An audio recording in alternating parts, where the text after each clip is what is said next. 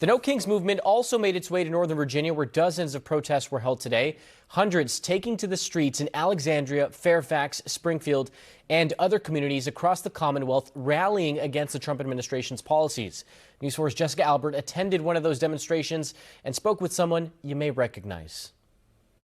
The first ever No Kings Day was in June of last year on President Trump's birthday. Then there was another in October. Saturday's protests are being called No Kings 3. I just think that the country's sliding into fascism and totalitarianism with all the policies Trump's doing. Chopper 4 spotted crowds all across the DMV taking part.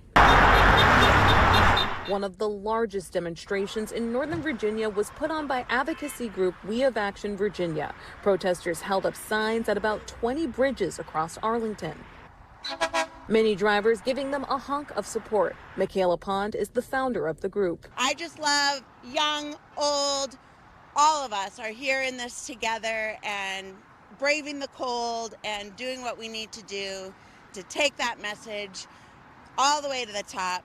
No Kings in America. Organizers say participation has grown with each No Kings Day as demonstrators make their feelings about the Trump administration known. This is Jane Jensen's first time participating. I just wanted to, in every way, express my support for American democracy, the American Constitution, American freedoms. And there was one protester who is no stranger to No Kings Day events. Bill Nye, famously known as the science guy, has participated in all 3 No Kings Days. The U.S. is headed for authoritarianism unless we stop this. It's headed for the equivalent of a dictatorship, but we don't want that.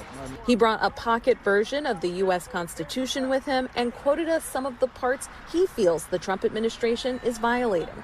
The one for me is Congress is to promote the progress of science and useful arts. And we have people in the U.S. government who are denying science. News 4 reached out to the White House ahead of the No Kings Day demonstrations. We received a statement from a spokesperson that said the only people who care about these Trump derangement therapy sessions are the reporters who are paid to cover them. Jessica Albert, News 4.